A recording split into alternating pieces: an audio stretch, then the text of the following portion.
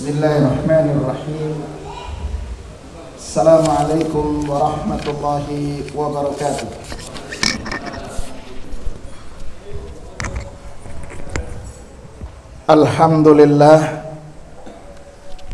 Alhamdulillahilladzi anzala sakinatan fi qulubil mu'minin liyazdadu imanan ma'a imanihim. Asyhadu an la ilaha illallah wahdahu la syarika lah wa asyhadu anna nabiyyana Muhammadan abduhu wa rasuluhu la nabiyya ba'dah. Allahumma inna nas'aluka ilman nafi'a wa rizqan tayyiba wa amalan mutaqabbala. Allahumma inna na'udzubika min ilmin la yanfa' wa min qalbin la yakhsha wa min nafsin la tashba wa min du'ain la yusma. Bapak Ibu jamaah salat maghrib yang dirahmati oleh Allah, alhamdulillah Allah berikan kesempatan kepada kita untuk menambah pemahaman kita terhadap ayat-ayat Allah Subhanahu wa taala. Dalam hal ini mengkaji surat Al-Lahab. Jamaah sekalian yang dirahmati oleh Allah, surat Al-Lahab itu masuk kategori surat Makkiyah. Dikatakan Makkiyah karena turun sebelum hijrah Rasulullah SAW ke Madinah. Dan ayat-ayat Makkiyah itu rata-rata ayatnya pendek. Jadi ayat-ayat Makkiyah termasuk ayat-ayat yang pendek. Dan kemudian lebih banyak nuansa sajaknya lebih, karena memang ayat-ayat yang Allah turunkan di fase Makkiyah itu dalam rangka untuk mengokohkan, jadi takjiz ala sihhatin nubuwati Muhammad sallallahu alaihi wasallam, mengokohkan kenabian Rasulullah sallallahu alaihi wasallam. Karena itu jenengan cermati surat Al-Lahab ini dimulai atau diakhiri itu banyak dengan huruf ba. Seperti contoh a'udzubillahi minasyaitonirrajim, bismillahirrahmanirrahim, tabbat yada abi lahabi wa tabb ma aghna anhu maluhu wa ma kasab. Huruf ba lagi, sayasla naron dzata lahab, huruf ba.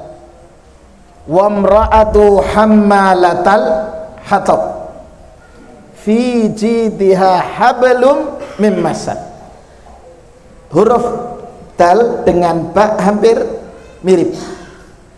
Jadi ini sajak. Jadi keindahan bahasa Al-Qur'an itu di situ untuk fase Makkiyah. Kemudian kita cermati pembahasan kita yang pertama adalah seputar asbabun nuzul terhadap ayat ini. Qala al-Imam Bukhari rahimahullah, Al-Imam Bukhari rahimahullah menyatakan An Ibni Abbas dengan sanadnya, An Ibni Abbasin radhiyallahu anhuma. Jadi yang meriwayatkan atau menjelaskan tentang asbabun nuzul ayat ini adalah Abdullah bin Abbas radhiyallahu anhuma. Qala, beliau menuturkan, anna nabiyya sallallahu alaihi wasallam kharaja ilal Batha. Rasulullah SAW meninggalkan rumahnya menuju Batha. Batha itu yang saat ini dekat dengan Jabal Qubais. Jabal Qubais saat ini sudah tidak ada. Kalau dulu di bawah tahun 2000 itu di sana ada istilahnya pasar seng. Jadi kalau jamaah haji tanya pasar seng, itu terletak di Jabal Qubais. Nah, Jabal Qubais itu yang kemudian dihancurkan, dijadikan pasar seng yang kemudian sekarang menjadi pusat perbelanjaan. Fasa'idal jabal, Rasulullah sallallahu alaihi wasallam kemudian naik ke gunung tersebut. Fanada, Rasulullah menyerukan, ya sabahahu. Jadi panggilan bahasa kita, wahai orang-orang Quraisy. Karena memang mayoritas yang menempati Mekah itu berasal dari suku Quraisy. Fa'ajma'at ilaihi Quraisyun. Karena dipanggil oleh Rasulullah SAW, maka orang-orang Quraisy ini datang. Sebelum saya lanjutkan membaca hadis ini, saya ingin jelaskan bahwa di fase Makkiyah, saya boleh berdiri ya? Okay. Jadi proses dakwah itu, pembagian masa marhalatud dakwah atau fase dakwah itu terbagi menjadi dua sisi. Yang pertama adalah fase Makkiyah dan yang kedua fase Madaniyah, fase Madinah. Fase Makkiyah ini para sejarawan, para penulis sirah nabawiyah membagi menjadi dua fase. Fase yang pertama adalah fase sirriyah dan yang kedua adalah fase jahriyah. Fase sirriyah ini fase sembunyi-sembunyi Rasulullah SAW berdakwah. Di masa fase sirriyah ini Rasulullah SAW melakukan dakwah yang sering oleh para mereka yang terlibat dalam pergerakan dakwah dikatakan melalui dakwah fardiyah.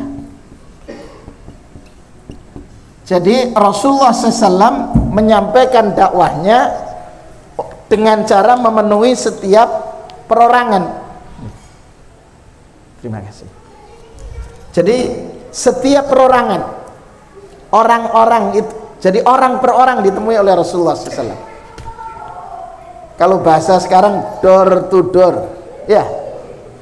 Tapi mati itu kalau door to door, iya kan? Jadi fase dakwah fardiyah. Nah, di masa dakwah fase fardiyah atau dakwah fardiyah ini Rasulullah SAW memilih orang itu yang memiliki dua karakter. Karakter yang pertama adalah qabiliyatud dakwah dan yang kedua qabiliyatut taghyir.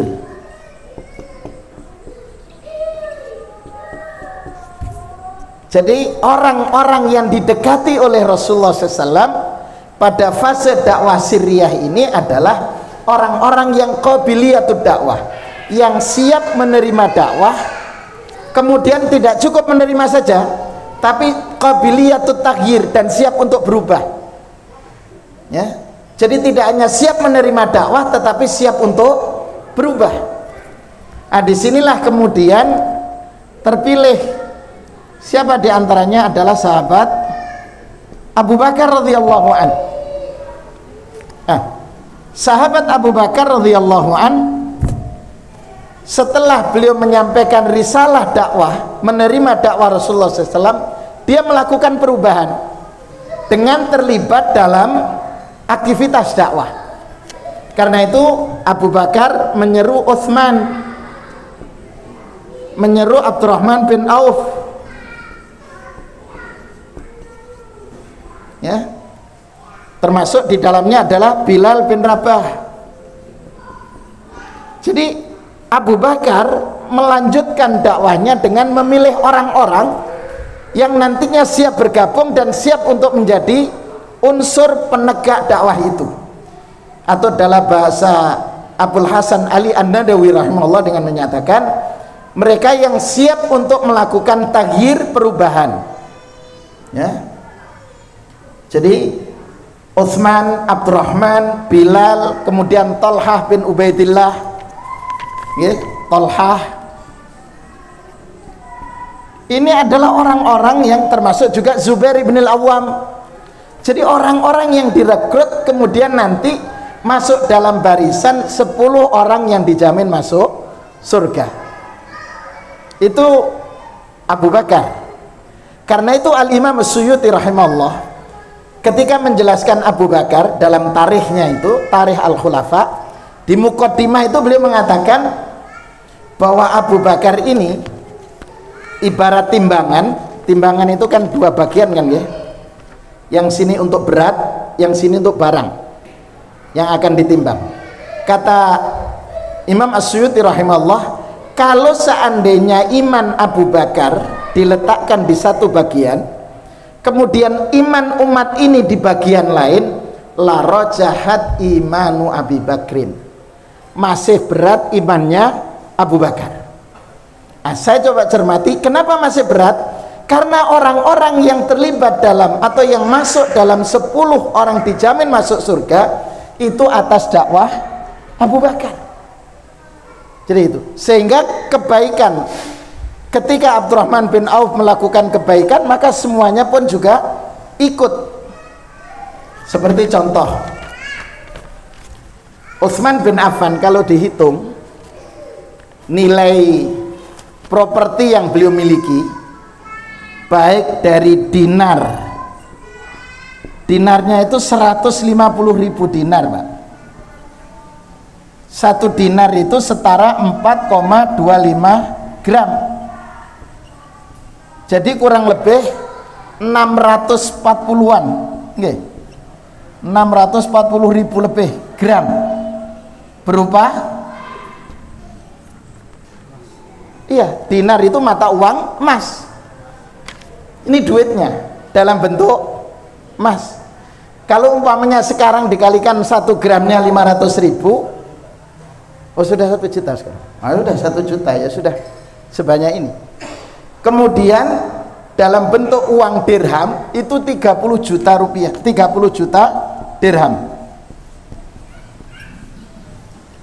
Kenapa saya ingat? Karena besok menjadi materi saya di Fakultas Ekonomi dan Bisnis di Jember. Ekonomi harus berbicara ini. 30 juta dirham. Kalau harga 1 dirham umpamanya 50.000 saja, ini hitungan kecil ya, itu maka ketemu 4 triliun, Pak. Tapi sekali infak pada saat peristiwa Jaisul Usrah itu 425 miliar. Ini sekali infak, belum termasuk bi'rur rumah dan lainnya. Ini infaknya pada saat tahun 9 Hijriah. Umar bin Khattab itu petani, ya. Total area lahan pertaniannya 70.000 hektar.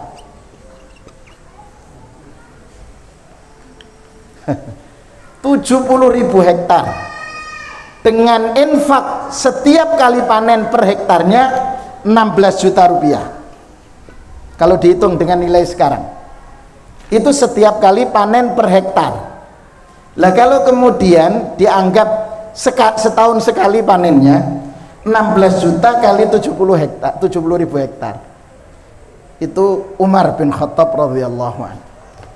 Belum Thalhah sama pengusaha. Abdurrahman bin Auf juga demikian. Zubair bin Awam pun juga demikian.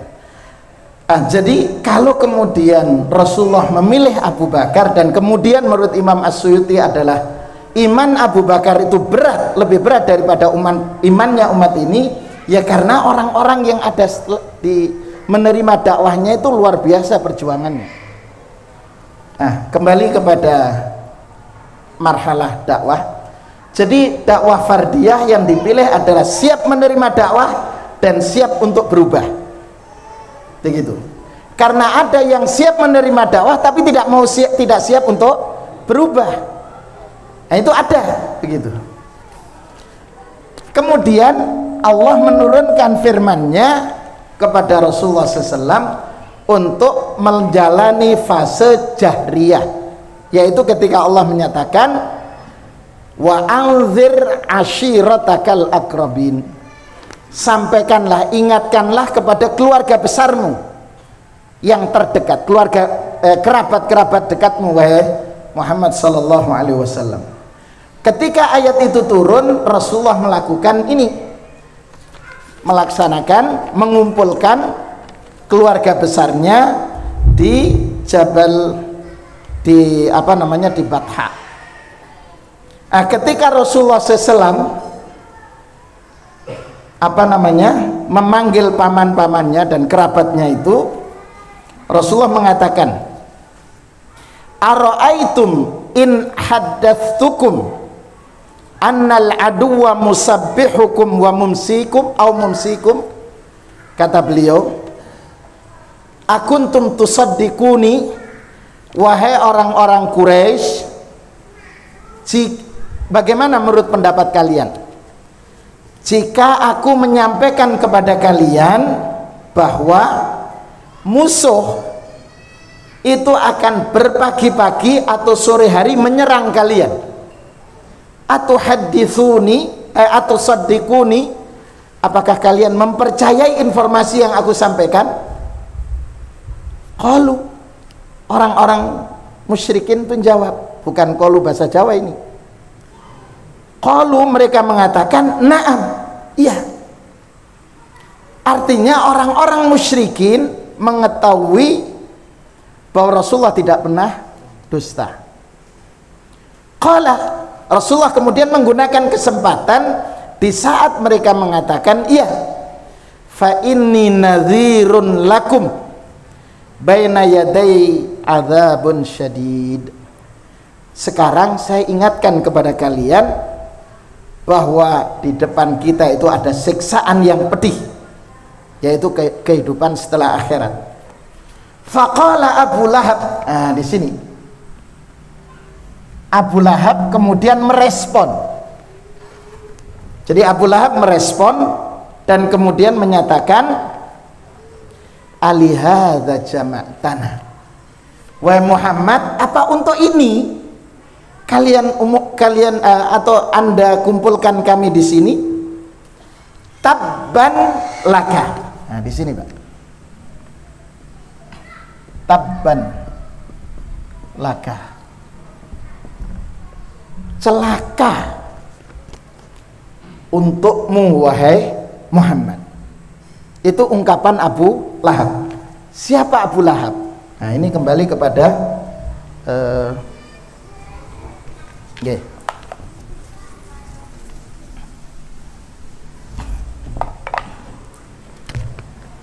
jadi kalau ini Abdul Muttalib ini punya anak, ada yang Abdullah, ya. Kemudian Abdul Uzza, Al-Abbas, ya macam-macam, ada banyak lah. Ya, saya tidak tulis semuanya, nggih. Hamzah paman, Al-Abbas paman, yang kemudian punya anak namanya Abdullah. Kemudian Abdul Uzza ini adalah Abu Lahab, ya. Abdullah ini ayah Rasul, punya anak namanya Rasulullah SAW. Jadi Abdul Uzza panggilannya Abu Lahab. Ini punya ponaan namanya Muhammad. Coba, dekat Pak, keluarga dekat ini, ponaan, gitu. Karena Abu Lahab mengatakan tabban, yang bahasa kita artinya celaka, maka Allah menurunkan firman-Nya, tabbat yada Abi Lahabi wa tab. Jadi celaka kedua tangan Abu Lahab. Kemudian wa tabba. Ini kalau bahasanya nahwu itu adalah maf'ul mutlak. Artinya celaka kedua tangan Abu Lahab dan benar-benar celaka. Jadi bahasa Arab itu begitu, menekankan. Jadi memang benar-benar celaka. Nah, sebelum saya lanjutkan penjelasan ayat, kenapa dipanggil Abu Lahab? Ada dua alasan. Yang pertama, li isyraqi wajhihi, karena wajahnya itu bersih, jadi tidak buluk. Apa buluknya? Kenapa Pak? Yes, pokoknya tidak kumus-kumus lah. Ganteng itu Abu Lahab. Karena itu menjadi daya pikat istrinya untuk tetap bersama Abu Lahab. Jadi kalau sekarang siapa yang ganteng lah? Dalam? Laki-laki, enggak sudah. Pokoknya karena gantengnya itu dipanggil dengan Abu Lahab. Yang kedua, ini menurut penjelasan Imam Ibnu Katsir, katsirul adiyah li Rasulillah. Digelari, dijuluki Abu Lahab karena memang banyaknya menyakiti Rasulullah SAW, membenci, bahkan berusaha mendiskreditkan kepribadian Rasul dan agamanya. Karena itu dipanggil dengan Abu Lahab. Ya. Jadi panggilan yang lebih itu dengan Abu Utbah. Jadi kunyahnya, lakopnya itu Abu Utbah. Ya, itu Abu Lahab. Orang yang ganteng seperti itu, kata Allah, tabat, celaka. Kalau penjelasan Imam Ibnu Katsir, khasirat wa khabat wa dhalla amaluhu wa sa'yuhu. Jadi celaka, tabat ini mempunyai makna celaka, merugi, sesat. Double itu. 3 ya. Khaba, ya, kemudian khasirat, kemudian dhalla amaluhu wa sa'yuhu. Nah, jadi sudah rugi, kemudian celaka, sesat. Ya, makanya jangan pakai kata tabat. Amalnya, aktivitasnya semuanya sesat. Ya. Kemudian disebutkan ini watabba, ini penjelasan Ibnu Katsir, tahaqqaqat khasaratuhu wa halakuhu. Jadi merugi, celaka, sesat amal perbuatannya dan aktivitasnya, usahanya, dan benar-benar celaka dan binasa. Double semuanya itu Abu Lahab. Kemudian lanjutannya dia mengatakan, Allah mengatakan, ma'aghna maluhu wa makasab. Abdullah bin Mas'ud radhiyallahu an. Jadi setiap ayat ada penjelasannya ini. Kata Abdullah bin Mas'ud radhiyallahu an, anna Rasulullah sallallahu alaihi wasallam lama da'a qaumahu ilal iman qala Abu Lahab. Jadi ketika Rasulullah mengajak umatnya ke dalam keimanan, Abu Lahab menimpali, idza kana ma yaqulu ibnu akhi haqqan. Nah ini, kalau yang disampaikan anak dari saudaraku ini benar, yaitu Muhammad SAW, apa yang disampaikan Rasulullah itu benar, fa inni aftadi binafsi yaumal qiyamah minal adzab. Nanti pada hari kiamat, kata Abu Lahab, saya akan membayar supaya tidak kena azab. Jadi bahasa mau menyuap malaikat gitu. Jadi suap menyuap itu mengikuti jejak Abu Lahab. Menurut penjelasan Abdullah bin Mas'ud. Jadi katanya fa inni aftadi bi nafsi yaumal qiyamah minan adzab bimali wa waladi, supaya saya terbebas dari siksaan pada hari kiamat kelak, maka saya akan membayar, menebus supaya tidak siksa dengan harta plus wa makasab, dan yang diusahakan. Apa maksudnya? Al-walad. Walad itu anak, itu kan jerih payah kedua orang tua. Jadi ingin bebas dari siksaan, sebagai jaminannya adalah harta dan anaknya. Fa'anzalallah, maka Allah merespon, kata Abdullah bin Mas'ud, dengan Allah menyatakan ma'aghna anhu maluhu, hartanya tidak bisa memberikan manfaat sedikit pun, wa makasab, dan yang diusahakan, jadi tidak ada ya. Jadi tidak harta dan anaknya tidak akan memberikan manfaat sedikit pun. Isya sudah adzan Isya. Oh, 2 menit lagi. Nggih. Jadi ma'aghna anhu maluhu wa makasab. Karena itu Allah menyatakan, kalau jenengan cermati dalam surat Al-Kahfi itu, ini sudah adzan. Yang lebih dulu sana atau sana lebih dulu ya. Jadi kembali, harta yang diusahakan dan anak jerih payahnya berupa keturunan itu tidak akan mampu menebus siksaan Allah yang akan dihadapi oleh Abu Lahab ya.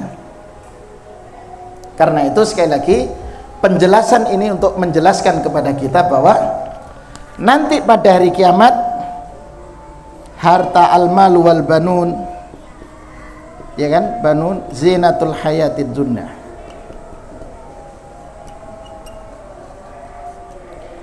harta dan anak itu perhiasan dunia, dan itu tidak akan bisa menyelamatkan ya. Kata Rasulullah SAW, idza mata ibnu Adam inqata'a min amalihi illa thalath. 3 hal yang terputus, semuanya terputus kecuali 3 hal: al ilmu, kemudian as-sadaqah, kemudian waladun salihun yad'ulah. Ini 3 yang bisa memberikan manfaat. Ilmu, makanya yang mengajar Quran, yang mengajar guru-guru, kan banyak menganggap remeh guru TK dan SD. Kita lanjutkan. Ayat berikutnya, sayasla, dia akan dilemparkan naron, ke neraka, dzata lahab, yang menyala-nyala. Lahab ini mempunyai makna juga ihraq, jadi tidak keluar dari sifatnya, sifatnya api itu membakar. Abu Jahal,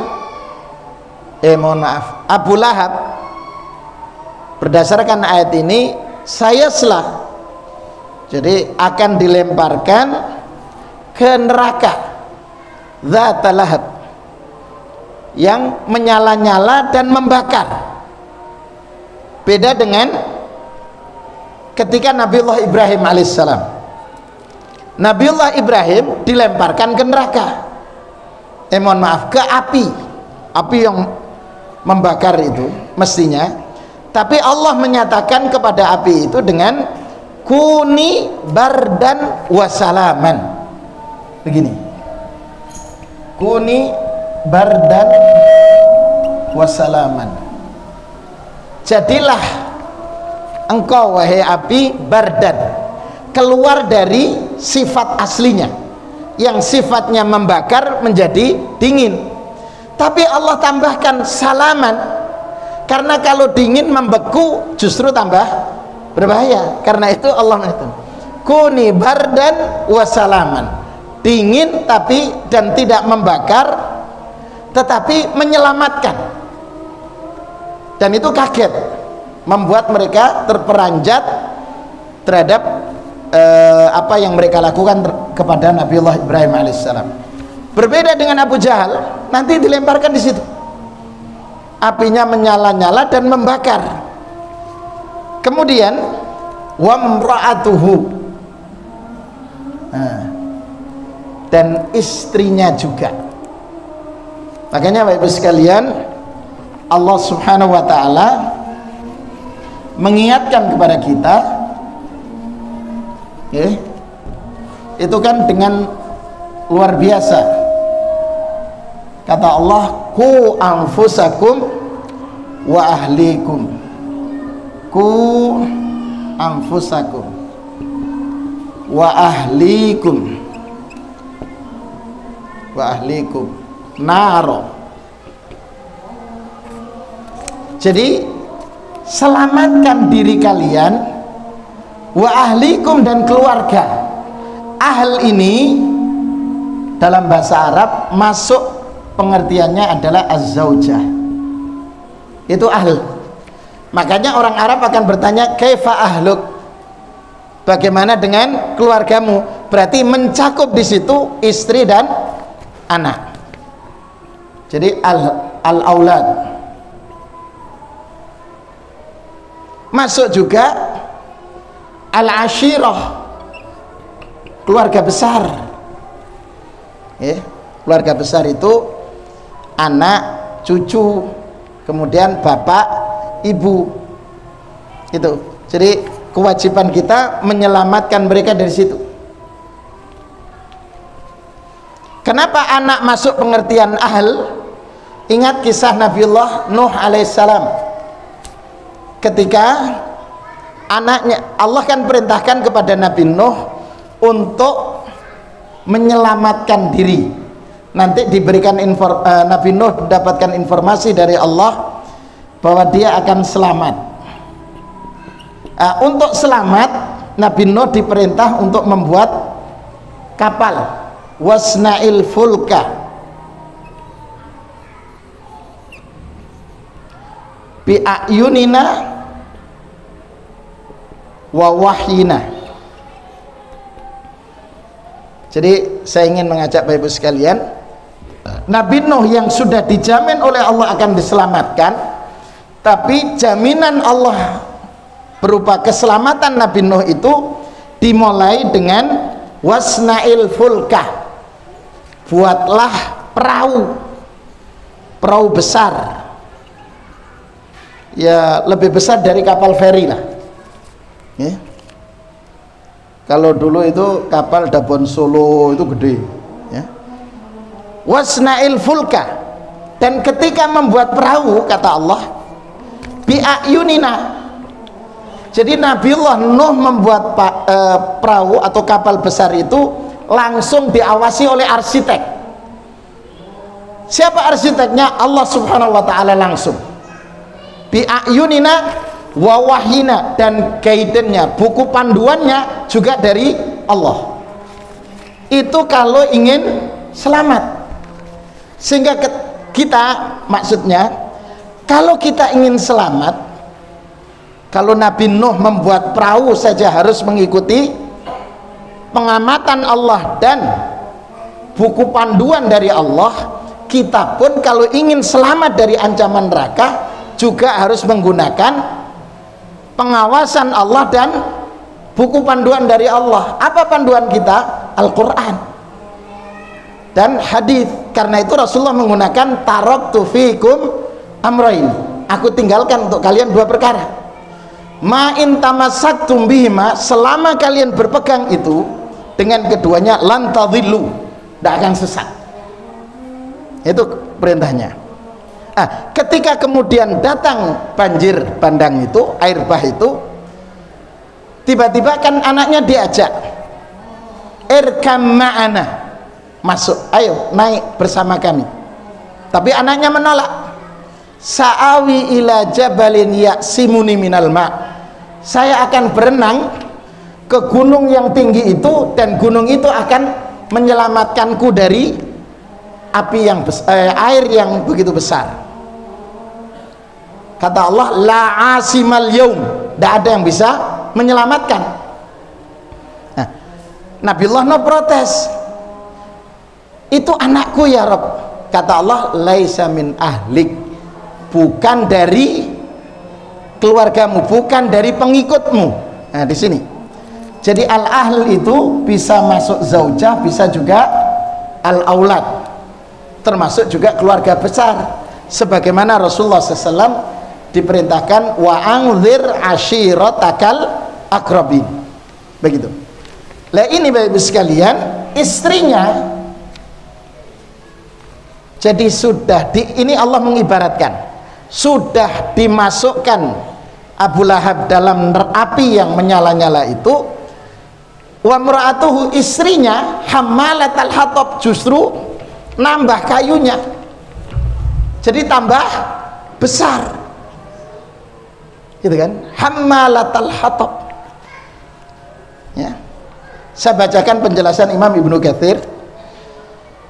Wa kanat zaujatuhu min sadati nisa'i Quraisy, istrinya Abu Lahab itu termasuk tokoh-tokoh wanita Quraisy. Wahia Ummu Jamil, namanya Ummu Jamil. Nama aslinya, jadi panggilannya Ummu Jamil. Wasmuha Arwa binti Harb bini Umayyah. Jadi Arwa binti Harb ibn Umayyah. Allah Akbar, Allah Akbar. Baru ada. Ini dijawab sana tuh, ini kan sudah di sini sudah jawab. Okay. Umayyah punya anak Harb, punya anak juga Khalaf. Umayyah ini, Umayyah bin Khalaf. Umayyah bin Khalaf ini yang menyiksa Bilal. Umayyah bin Khalaf. Arwah binti Harb. Abu Sufyan ibn Harb ibn Umayyah. Tapi kemudian Abu Sufyan masuk Islam pada saat Fathu Makkah. Anaknya Abu Sufyan Umayyah. Coba, orang Arab itu tidak lepas dari nama mbah kakek. Umayyah punya anak Harb, Harb punya anak Arwah, punya anak Abu Sufyan. Coba. Tapi ini dedengkot, Pak. Nah, dedengkotnya wanita Quraisy yang melawan dakwah Rasulullah SAW. Jadi ini saya bacakan. Waya ukhtu Abi Sufyan, dia saudara perempuan dari Abu Sufyan. Karena itu ketika awal-awal sampai kemudian sebelum Fathu Makkah, Abu Sufyan itu memerangi dakwah Rasulullah SAW saat itu. Ya. Kenapa? Saudara perempuannya juga. Jadi bahasa Jawanya ngludak satu keluarga dari Umayyah. Umayyah ibn Harb punya anak perempuan Arwa, punya Umayyah bin Harb punya anak Abu Sufyan. Ini semuanya awal ini memerangi dakwah, tapi kemudian Abu Sufyan ibn Harb, Abu Sufyan radhiyallahu an kemudian masuk Islam pada saat peristiwa Fathu Makkah. Wa kanat aunan li zaujihi.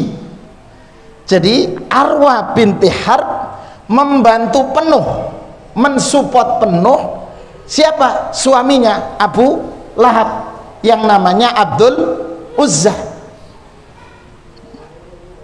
Ala kufrihi, jadi mensupport kekufuran suaminya dan mensupport keingkarannya terhadap dakwah Rasul.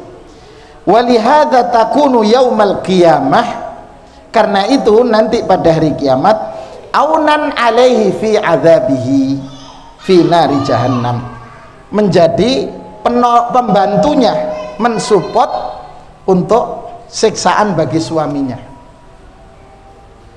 Walihada qala, karena itu Allah berfirman hammalatal hatab, ini api sudah membesar ditambahi lagi sama istrinya, begitu. Fi jidha hablum mim masad, ay tahmilul hatab fatulqa ala zawjiha liyazdada ala ma huwa fihi. Jadi masih membawa tali, yang talinya itu berasal dari neraka, kemudian melemparkan kayu. Wahiyya muhayya'atun lidzalika musta'iddatun lahu. Jadi istrinya ini mensupport dan kemudian mempersiapkan hukuman bagi suaminya. Para ahli sejarah, para ahli tafsir memahami hammalatal hatab, pembawa kayu bakar itu di beberapa istilah ada memang maknanya adalah pembawa kayu bakar, tapi ada memaknakan di antara para ahli tafsir dengan menyatakan kanat tamshi bin namimah. Jadi dikatakan hammalatal hatab karena setiap dia ketemu orang itu menggunjing Rasulullah SAW. Pokoknya setiap ketemu orang, baik laki dan perempuan, selalu menggunjing Rasulullah SAW dan memfitnah Rasulullah SAW. Yang kedua, kanat tadau syauq fi tariqi Rasulillah alaihi salatu wassalam, dan dia setiap Rasulullah berjalan langsung disiapi duri. Coba, jadi kalau Rasulullah mau jalan ke sana, duri sudah terpasang. Jalan ke kiri, ke kanan, duri juga dipasang, kiri pun juga dipasang, menunjukkan begitu dahsyatnya permusuhan dari istri dari Abu Lahab, termasuk juga Abu Lahabnya. Kemudian yang ketiga dikatakan hatta hammalatal hatab kanat ta'irun Nabi SAW bil fakri, dia selalu mengejek Rasulullah SAW bahwa Rasul itu orang fakir. Jadi Masya Allah, luar biasa itu perannya. Karena itu siksaannya adalah sama-sama di an-nar, sama-sama di neraka. Karena itu Bapak Ibu sekalian, qalal ulama, ini diungkap oleh Imam Ibnu Katsir, fi hadhihi surah mu'jizatun zahiratun, pada surat Al-Lahab ini ada mukjizat yang nyata, wa dalilun wadihun, bukti yang jelas, alan nubuwah, terhadap kenabian Nabi Shallallahu Alaihi Wasallam. Kenapa? Karena ketika dia mencela, Abu Lahab mencela Rasul, Allah kemudian menurunkan firman-Nya. Ketika Abu Lahab, saya akan mengerahkan seluruh harta dan anak saya supaya saya selamat dari api neraka, Allah turunkan ayat juga, ma aghna anhu maluhu wa ma kasab. fa innahu munzu nuzuli qaulihi ta'ala, karena Abu Lahab sejak turunnya firman Allah Ta'ala, yaitu sayasla naran dzata lahab wa imra'atu hammalatal hatab fi jidha hablum mim masad. Berarti ayat ini memberikan informasi, Allah memberikan informasi bahwa keduanya fa akhbaru anhuma bisyaqa, mereka itu sengsara, wa adamil iman, dan tidak beriman. Jadi surat Al-Lahab itu menjelaskan itu. Tapi berbeda dengan Abu Sufyan, Pak, gitu. Meskipun bapaknya sama, sebapak dan seibu, ya, tetapi Allah memberikan hidayah kepada Abu Sufyan. Meskipun awalnya istrinya Abu Sufyan namanya Hindun, ya. Jadi apa namanya, meskipun dari satu ayah, tetapi Allah memberikan hidayah kepada Abu Sufyan pada saat peristiwa Fathu Makkah. Dan Abu Sufyan kemudian ikut perang, ya, termasuk putranya Muawiyah bin Abi Sufyan, ya. Muawiyah bin Abi Sufyan itu ikut perang, dan Rasulullah mengatakan, diriwayatkan dalam Sahih Bukhari oleh Imam Bukhari, Rasulullah mengatakan awwalu jaishin yaghzul bahra wajabalahumul jannah, tentara yang pertama kali berperang dan melintasi lautan, maka mereka berhak mendapatkan surga Allah. Yang terlibat dalam perang itu Abu Sufyan dan Muawiyah putranya, ya. Karena itu ketika Abu Sufyan menyatakan diri masuk Islam, maka masa lalunya ini tertutup dengan sebab masuk Islam. Karena at-taubatu tahjubu ma qablaha, tobat itu menutup kesalahan-kesalahan masa lalu. Karena itu kalau sudah tobat, tidak usah diingat-ingat masa lalu, tinggal kita memandang masa depan. Karena kaca mobil itu yang besar di depan, gitu. Spion itu kan kecil, spion kecil itu kan melihat untuk belakang, berarti melihat masa lalu itu kecil saja porsinya.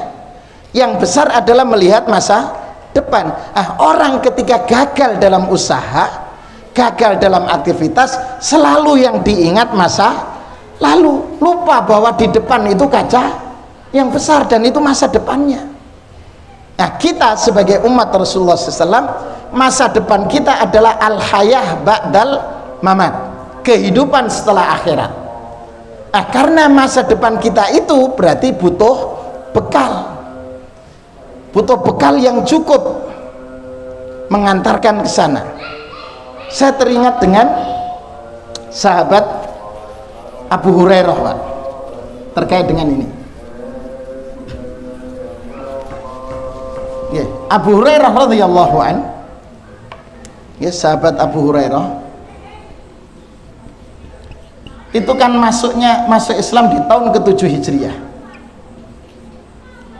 Rasulullah wafat Rabiul Awal tahun 11 Hijriah, berarti kurang lebih hanya 4 tahun maksimal interaksi Abu Hurairah dengan Rasulullah SAW. Tapi jenengan cermati hadis-hadis yang diriwayatkan oleh Abu Hurairah itu 5.000 hadis lebih, sedang ibunda Aisyah yang bersama dengan Rasulullah itu kurang lebih 2.200 hadis, ya. Tapi hal menarik dari Abu Hurairah ini, Abu Hurairah itu dipesani oleh Rasulullah SAW, diwasiati, dan wasiatnya itu terekam dalam Sahih Muslim, kata Imam Muslim, Rasulullah mengatakan, kata Abu Hurairah, ausani khalili bithalat, kekasihku Rasulullah SAW mewasiatku 3 hal. Apa itu? Allah anam qabla an utir, saya tidak diizinkan oleh Rasulullah SAW tidur kecuali setelah sholat witir. Berarti ini mengisyaratkan Abu Hurairah witir dulu baru tidur. Lah ternyata kalau di buku Ad-Difa an Abi Hurairah karya Dr. Nu'aim Yasin itu nyatakan Abu Hurairah itu membagi malam menjadi 3 bagian, dibagi 3. Sepertiga malam yang pertama itu digunakan memurojaah hafalan. Sepertiga malam yang kedua untuk sholat. Sepertiga malam yang akhir tidur. Sebelum tidur, anak dan istrinya, anak plus istri plus pembantunya dibanguni untuk qiyamul lail. Karena itu Abu Hurairah tidak pernah kemalingan. Tidak pernah kemalingan. Kenapa? Sepertiga malam yang pertama dan kedua ketika anak dan istrinya tidur, beliau memurojaah hafalan hadis, kemudian sholat malam. Ketika mau tidur, anak dan istrinya bangun, sehingga tidak akan kemalingan. Karena jenengan ingin aman, begitu caranya, ya, tidak akan kemalingan insya Allah. Nah, jadi kalau boleh dihitung, Abu Hurairah meninggal tahun 59 Hijriah. Berarti kurang lebih berapa tahun ini? Dari 11 Hijriah, dari wafat, dari masuk Islam, kurang lebih kan 7 nggih, 59. 52 tahun, Pak. Abu Hurairah tidak pernah tidak witir, selalu sholat witir. Itu yang pertama. Yang kedua, Abu Hurairah radhiyallahu an selalu puasa ayyamul bid,